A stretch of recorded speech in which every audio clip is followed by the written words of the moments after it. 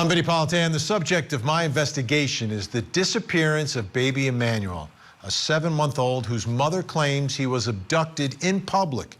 It's a strange story that has now resulted in investigators looking at Emmanuel's parents. Here's the story. Little baby Emmanuel Haro is just 7 months old. His mom, Rebecca, says she went to the sporting goods store and was in the parking lot trying to change his diaper when she was attacked and knocked out cold. When she came to, baby Emmanuel was nowhere to be found. How could a child abduction take place in such a public place with no one seeing anything? Not one witness, not one video. Now the San Bernardino Sheriff's Department is investigating, and the focus of their investigation seems to have shifted to Emmanuel's parents, Jake and Rebecca, who now have representation. Where is baby Emmanuel, and who is responsible for the disappearance of this precious little boy? This little baby's missing. The baby doesn't go missing on their own. You know, some adult has done something here to Emmanuel. It's either this alleged man who abducted Emmanuel or the parents. Those are really the two options here, the only two options. And I think everyone understands that, including investigators in this case. So let's begin tonight by taking a look at the parents, because they spoke.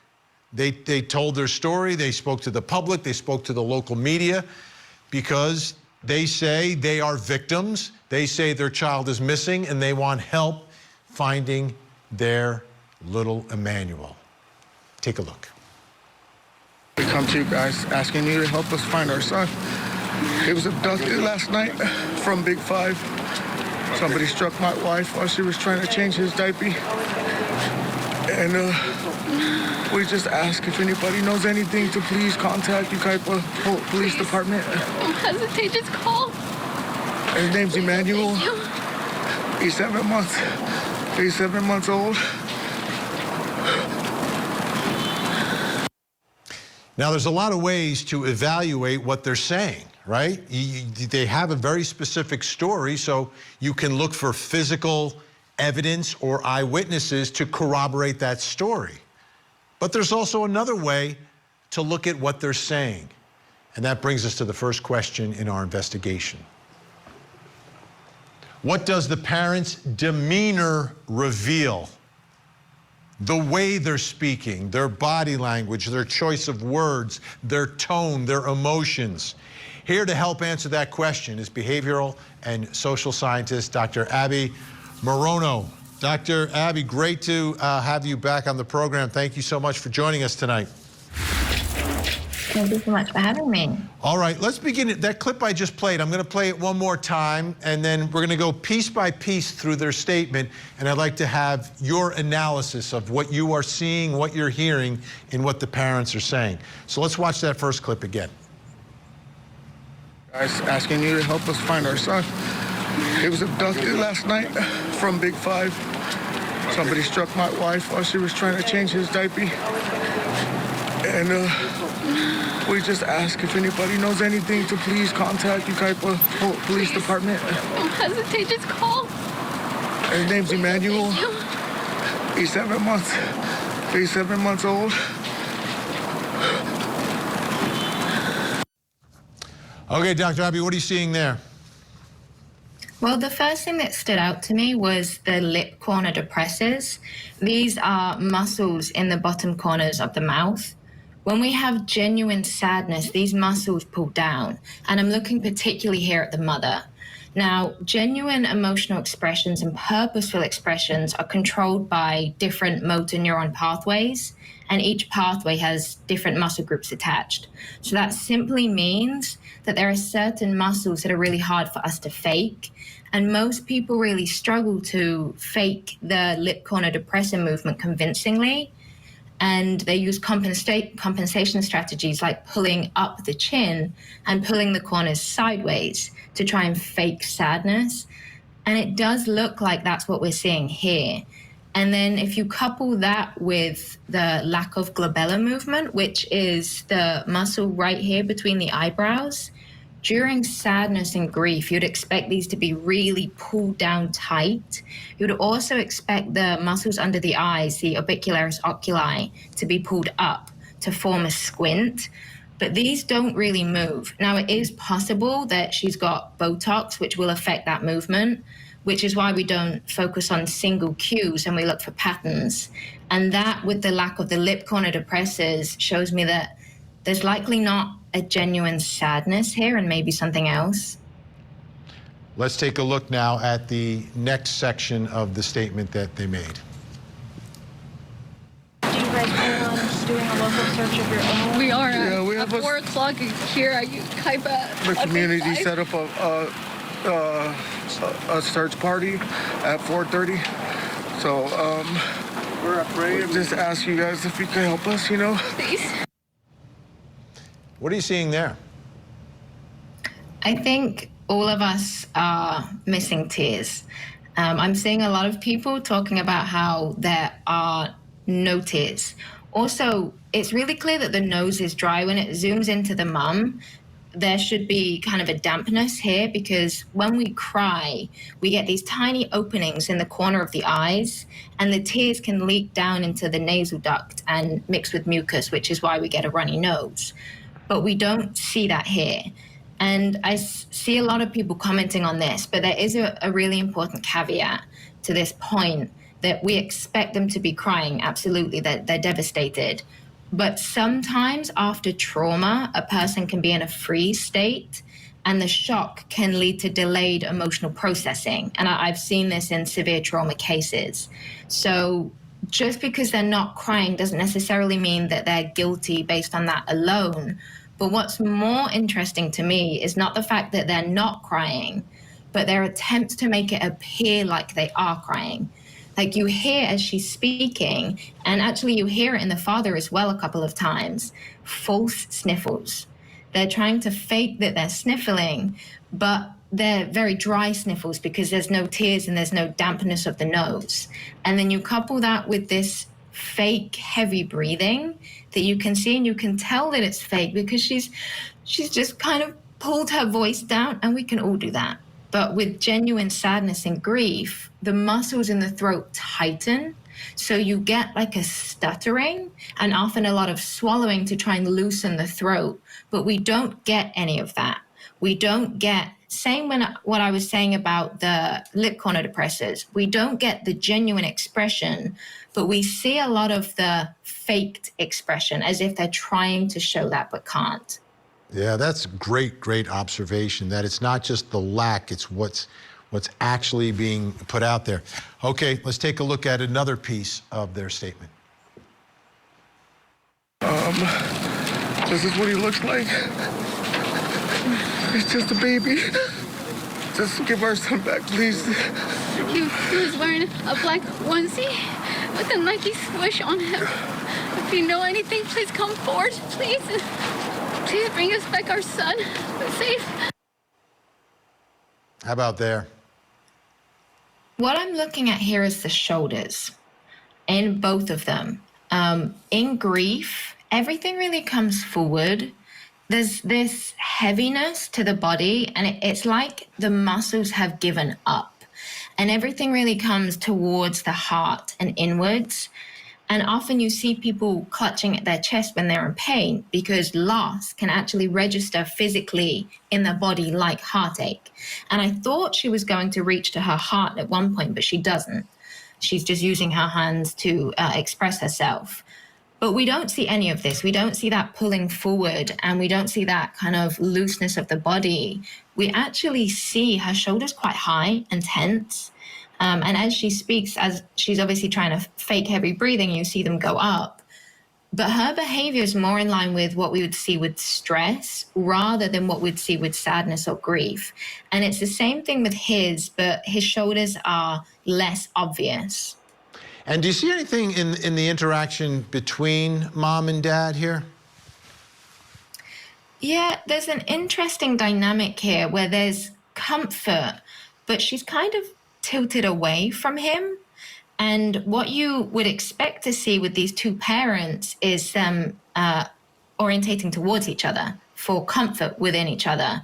But actually, she kind of orientates and moves away, which gives me a potential indication maybe there's some nervousness towards him or some fear towards him. And looking into the background, he does have domestic violence accusations. So it would make sense if there is some fear towards her when he's speaking, she kind of turns away a little bit. Yeah, there's one more little piece. Our crime and justice correspondent, Matt Johnson, was outside their house. They were there in the driveway in their car. I just want you to take a look at this interaction and see if you take anything away from it. Can you please answer any questions? Do you guys have any information about the baby? Have police updated you guys at all on the investigation?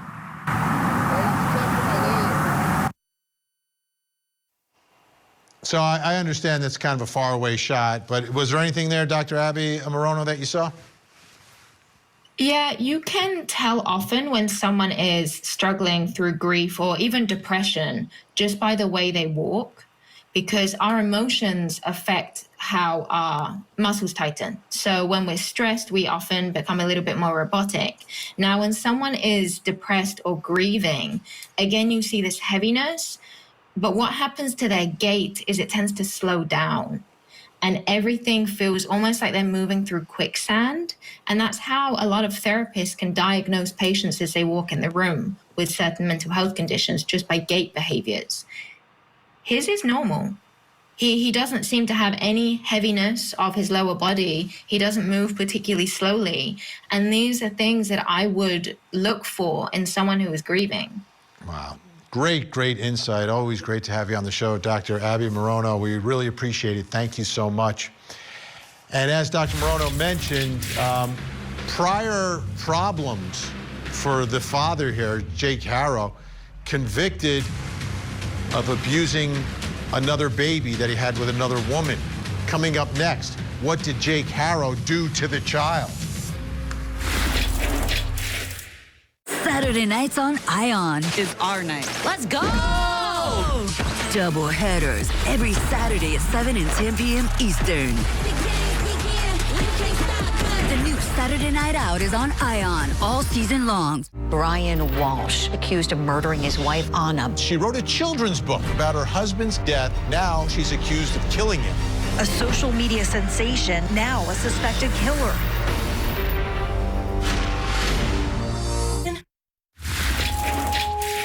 I just ask you guys if you could help us, you know? Please. This is what he looks like. He's just a baby. Just give our son back, please. You know, when a mom and dad come forward and say, we need help finding our missing child, you know the public reaction. People in the community want to help. They want to do anything and everything they can. Police, investigators, they want to find that child. They absolutely do. But then as time passes in a story and some things may not add up for some people, people then start to wonder about the parents themselves and who are these people? What do we know about them? And that's been taking place in this case, especially when it comes to the father, Jake. Take a look at this from the Orange County Register. Riverside County Superior Court records show that Jake Mitchell Haro was convicted in June of 2023 of felony willful child cruelty dating back to a 2018 arrest in Hemet. Haro was sentenced to 180 days in jail. Child cruelty, which brings us to the next question in our investigation. What did Jake Haro do to the child? What is this child cruelty? What exactly did he do? Because he was convicted, spent 180 days in jail for it. Here to help with our investigation is the host of Serialously podcast, Annie Elise, and former homicide detective with more than 20 years working homicides and high-profile cases, Phil Waters is with us. Great to have you both here. Let me get this on the record first before we start talking. Again, from the Orange County Register, The search comes almost 4 years after Jake Haro and an apparently different spouse, Vanessa, were charged with willful child cruelty in Riverside County after an infant was found to have fresh and healing wounds that placed the child in critical condition. Officers investigated a report that a 10-week-old girl had been admitted, just 10 weeks old, for treatment of broken bones. Jake Haro told investigators he bathed the baby and accidentally dropped it. Like, I don't like the use of the word it, talking about a baby, but dropped it chest first on the divider of the twin basin sink. The baby had an acute fractured rib, healing fractures of 6 ribs, a skull fracture, a brain hemorrhage, swelling of the neck, and a healing of a fractured leg bone. That's what he did to the child. Annie Elise, this sort of takes this story involving little Emmanuel to a different place, I think, for a lot of people, including me, if you have a father convicted of cruelty to a 10-week-old. Absolutely, and it's not only just the conviction, but it's everything that happened in that incident. As you mentioned, it was back in 2018, and he and his ex, Vanessa, had conflicting stories because essentially they turned on each other. He had said that when she dropped him off at the house after work that day, he felt like the baby was running warm, so he took the baby's temperature. It was between 99 and 100. Chose to give her the bath, and that's when he dropped her. But he said he didn't know and notice any injuries once he dropped her. However, then later that night, Vanessa says she woke Jake up to ask him to feel the baby's back. And this word is in the affidavit, not my word, but she says when he did, he felt a crackle. So because the baby wasn't nursing, they took her to the hospital. And as you mentioned, the injuries, the healing fractures, the acute fractured rib, the brain hemorrhage, all of that. What makes it so much more darker is that after the hospital, reportedly when Jake returned home, his sister had opened his iPad and his browser tab, and the last search in that iPad was how to feed a baby with broken ribs. And that search took place allegedly before the hospital visit, which Jake claims he did not make that search. But how do you know she has broken ribs before you even take her to the hospital? It's just very, very dark, and we can see a pattern here. Yeah. All right, Phil Waters, once you learn the history of a parent in a case of a missing baby, right, 7-month-old, how does that change the approach of investigators? Well, it's good to see you again, Vinny. It's been a while. I don't know that it changes the approach because I've had cases like this where we have a missing infant and the allegation was that it is a kidnapping. So this is all part of trying to put the pieces together because you're kind of working from the inside out of this thing because there's some kidnapper that allegedly has snatched up this small infant and to parts unknown. So when you start doing what I call them are psychological autopsies on the parents, and these types of things start to get revealed, it's all part of the bigger picture where you set it over here and say, okay, here's a component. And then we got to go look at the story from the mom, then see what the response is or the reaction is from the father. And how does this incident from years ago, how does it have any kind of an effect on the current investigation? Are there things we should be looking for as a result of the old conviction that may be similar to the circumstances that we're looking at now? Annie, have we heard anything, because I haven't, about the relationship between mom and dad and what was going on in the house, if there was any tension or any other prior incidents? Because, you know, this thing, obviously, we've found out about through the Orange County Register, but anything else going on in that house of note, or is it just, you know, business as usual until this baby goes missing? So nothing of note. This is his third marriage. His prior two marriages were dissolved, which I thought was interesting. But just to kind of circle back to the 2018 incident, fortunately, this little girl survived, and she reportedly has been adopted by his ex-wife's cousin. But she was born. Vanessa drank apparently while she was pregnant, but the baby was born healthy. However, now, because of what happened to her, arguably starting at birth until she was 10 weeks, she's been left with a trach, blind, and wheelchair bound. He also had another son with Vanessa who was born with fetal alcohol syndrome, who has also been adopted by her cousin. And it just shows a level of irresponsibility, recklessness, endangerment. And so now that Emmanuel is missing and things aren't adding up in their story, of course you're going to go to the pattern and the history. Yeah, and I believe he's on parole as well. Okay, great news. Annie Elise, Phil Waters staying with us. Up next, where is baby Emmanuel?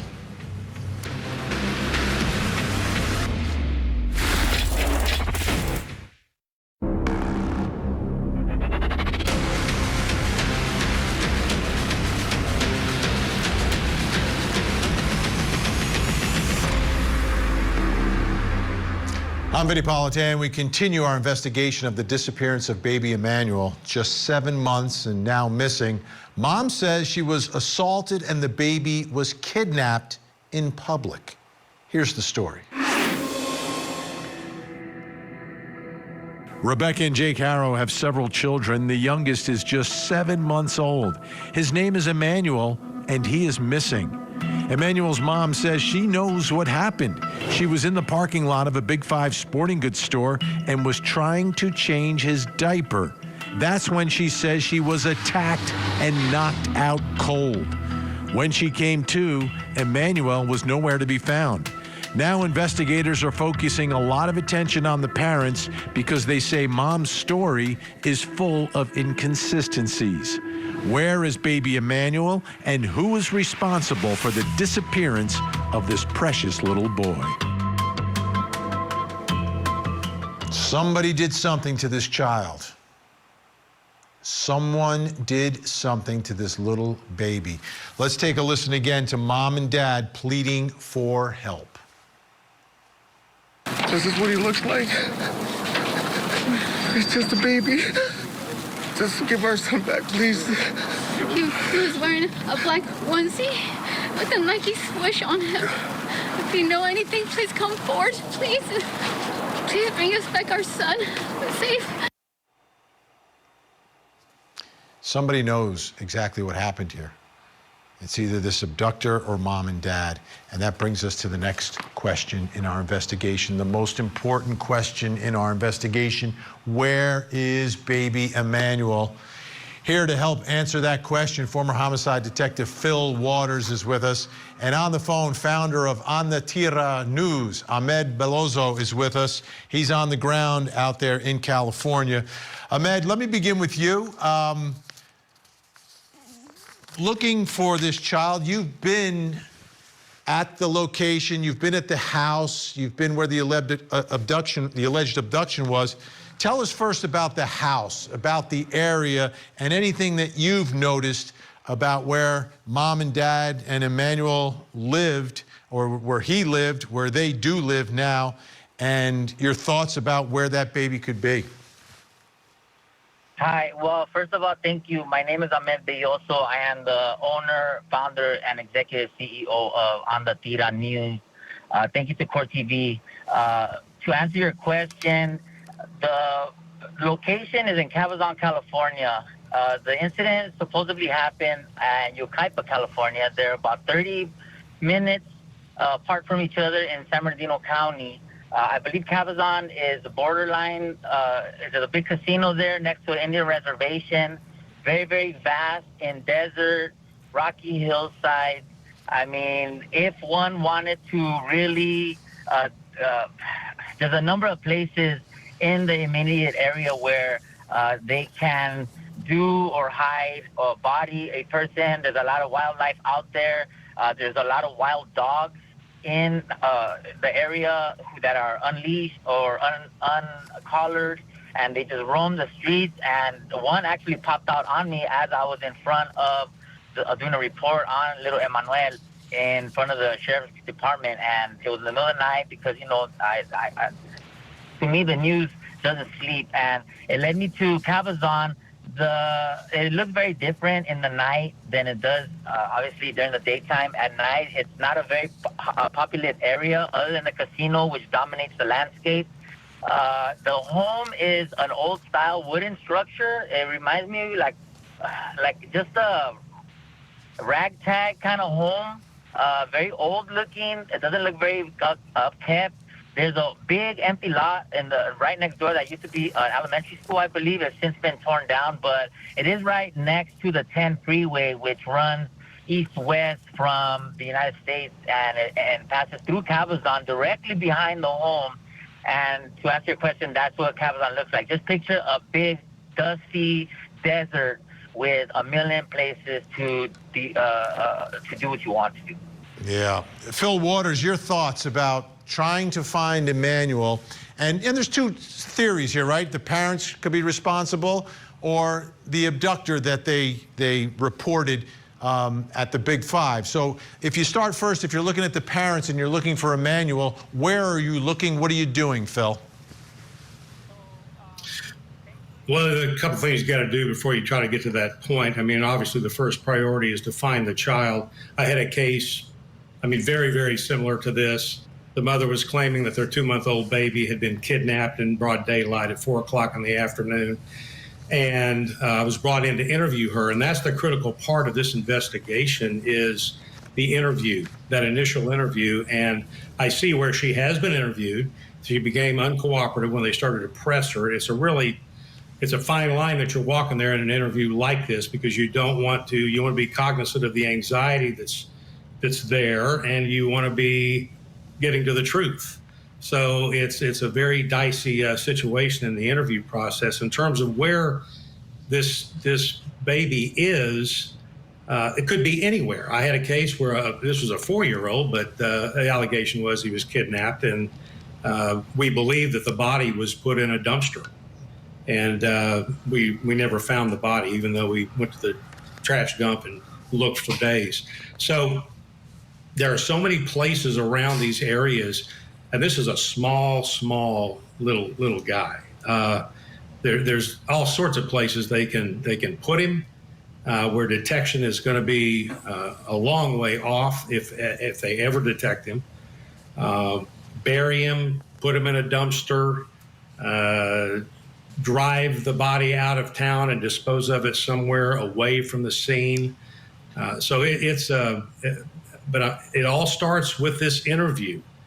And now that they have apparently clammed up, it's going to be difficult to find this little boy. Yeah, I agree.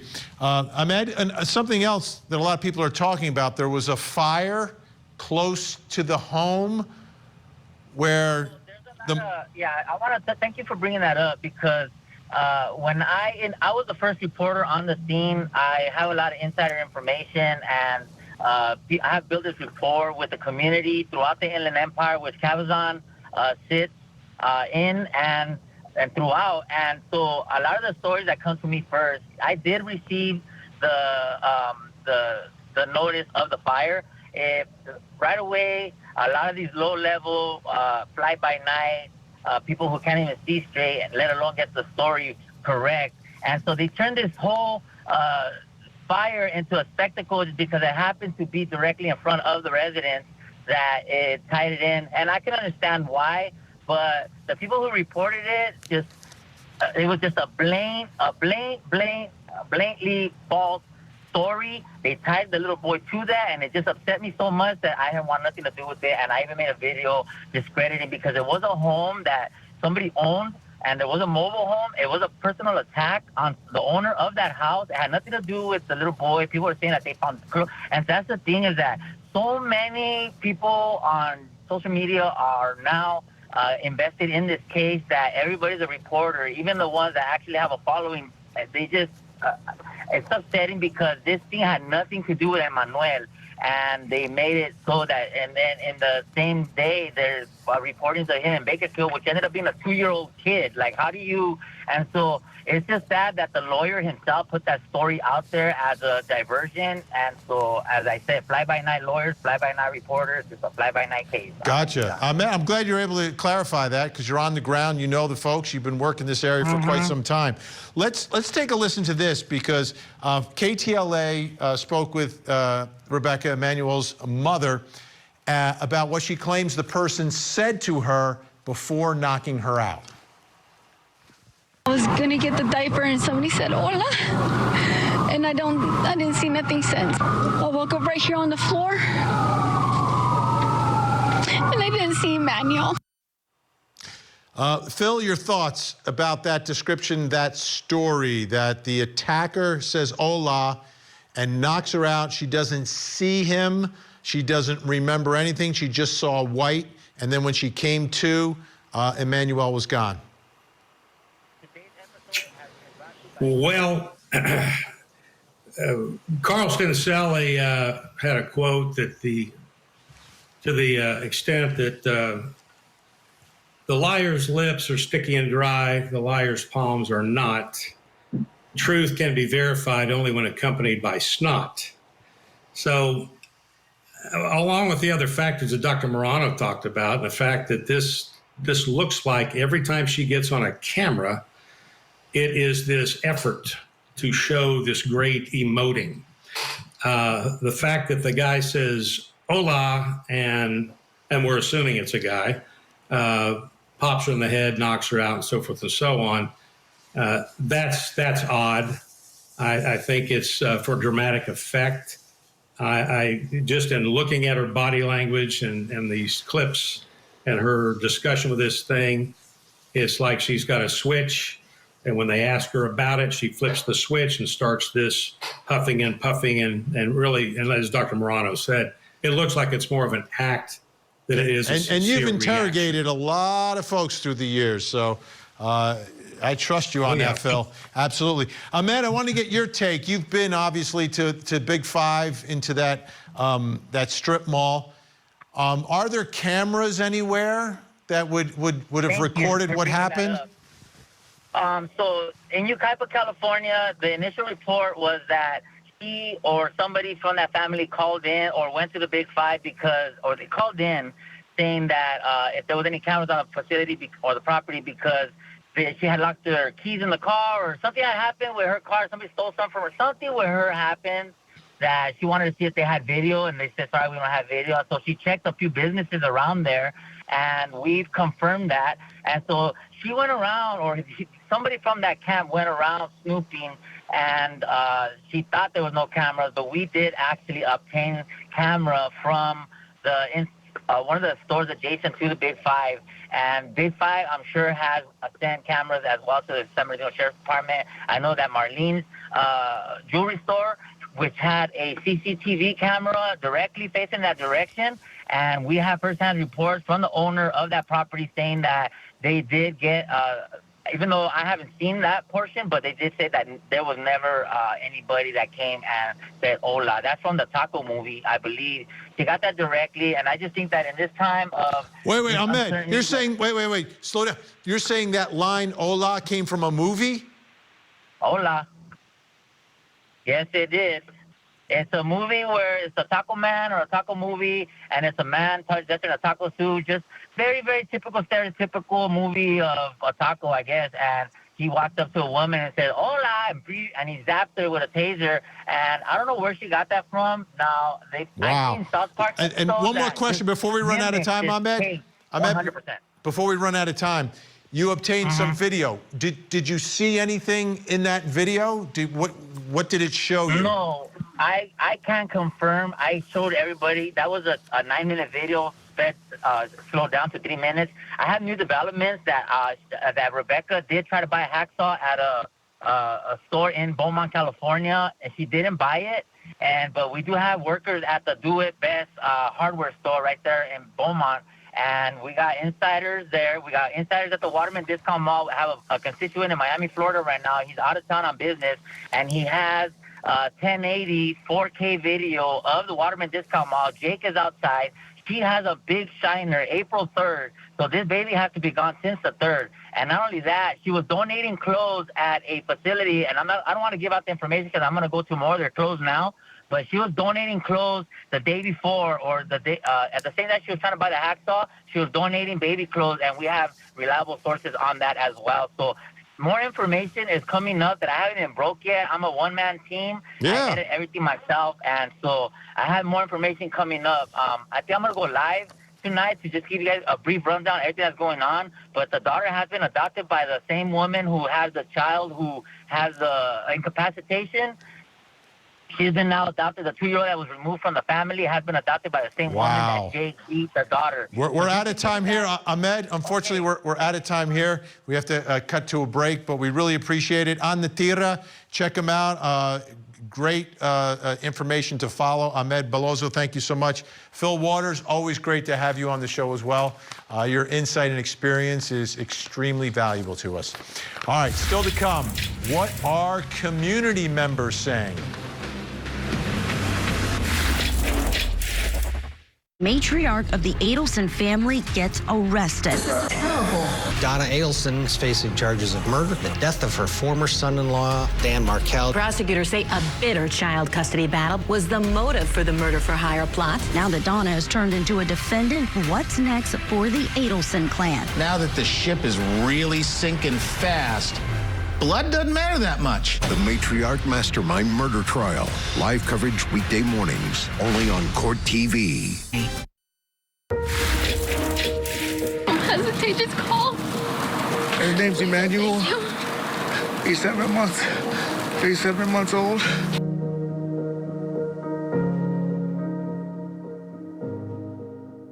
Loaded on social media. Take a look at some TikTok users sharing their thoughts on the disappearance of baby Emmanuel.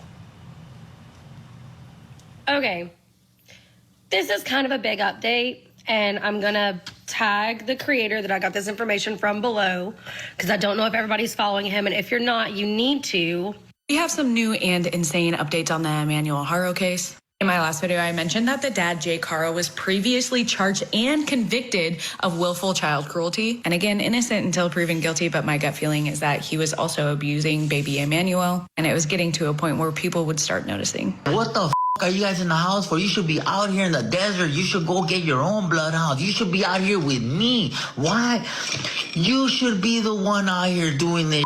So this is kind of 6 in one hand, half a dozen in the other. So this comment reads, it's also weird that neither parent mentioned that I know of the baby's disability in their plea for his safety. So my analysis of their action regarding disclosure of baby Emmanuel's disability kind of falls along the lines of if we presume innocence versus if we presume guilt. All right, I rarely do this, but I'm going to put out my early assumption and theory on this case. I think Jake caused this, also did something to baby Emmanuel and coerced her, and she's going along with it and came up with this story to cover his tracks. So we see what social media is saying about it, and the opinions are not great, especially for dad. But how about the people closer to this disappearance, people from out there? And that brings us to the next question in our investigation. What are community members saying about all that? Here to help with our investigation, true crime podcaster Annie Elise and private investigator with more than 20 years experience, Jason Jensen. Matt Johnson was out there, spoke with some folks from the community. Let's take a listen. And it honestly, it breaks my heart. You know, I drove right now, I pulled in. Like I said, I called my wife and I told her, I was like, man, I coming here is mixed emotions, you know, because I'm a father and I would never be able to do anything like that to my children, man. I don't know what happened again, you know, but regardless what the case is, you know, if the lady, from what she states, you're a heartless person, you know, if you really did kidnap that poor child. But, you know, if the story is different and they're involved, it's horrible because that's the parents, man. It just hit really close to home, only because I have grandkids myself, and it hit home. It really hit home, and just... You're tearing up right now. I am tearing up because it hit home. It really did hit home, and I can sympathize not just for the parents, but you're struggling or whatever you're going through, ask for help. There's plenty of help out there. Oh, Lord, I just hope that whatever has happened, whatever the parents did, if they did do it, if there is, just please come forward and just say what you had did to the child. Jason Jensen, let me ask you about the impact this can have. Like, everyone knows this story, right? Social media exploding, but locally, everyone knows this story. Do you think that could lead to leads and could help investigators if everyone knows about the disappearance of this child? Everyone has seen the parents' interviews. Is that going to help? Yes. I think the community can build pressure upon parents who have culpabilities, because this is their members, this is their, their friends and their neighbors. And it seems like it's overwhelming. The support is for Emmanuel. So if strangers are identifying with their own son, then they should as well, because they're the ones most dear to the child. That is assuming that they have some responsibility. Meanwhile, the community also has been given leads of, possible sightings, but that becomes less and less likely as police narrow in on a specific cause of his disappearance. Annie, Elise, we all know the presumption of innocence. We all believe in it, but we also, people have opinions. What have you seen in the reaction to this case? Because the two scenarios that exist, is it overwhelming one way versus the other, and what people are believing happened to this little baby? Absolutely. The community is completely outraged. And in a lot of cases where the public sways toward guilt early on, there usually is at least a good percentage, even if it's just 10%, of people who still presume innocence and who back whoever that people are saying is guilty. I have not seen, in as much virality that's happening, I have not seen a single comment in support of these parents or believing their story. And they're angry because they're angry that they're more concerned than the parents are. And then when the news came out that they weren't cooperating, and that there were reports that maybe the bruise was actually weeks old, and that nobody at the football practice saw Emmanuel, it just fueled the fire. And I know last night the lawyer, I believe, had spoken out regarding the surveillance footage, saying that Rebecca and Jake have been shown footage that showed her fall on the ground. They don't mention anything about her being punched or anybody else being there, yet the lawyer says, yeah, it corroborates what she was saying, although there's still a lot of, gray area in that. So the community, I think, has painted them as guilty. They believe that they did something to that boy. And I know you covered the Orrin and Orson West case extensively back in 2020 when that happened. It is very reminiscent of that case, where the community is coming out in droves trying to find the answers, and with the body language of the interviews, and when they called the boys rambunctious. It's just, there's too many similarities. Too much. Unfortunately, we are out of time for tonight. Jason Jensen, Annie Elise, thank you so much. As we sit here, we do not know what happened to baby Emmanuel. That's why this is a complicated investigation. But it's clear to me that if the parents are responsible, investigators still need to follow every lead, every tip, and continue to see if they can find out if Ola Man actually exists. Because if they don't, down the road, the jury may have a lot of questions. I'm Vinnie Politan. We'll keep digging for answers as the investigation continues.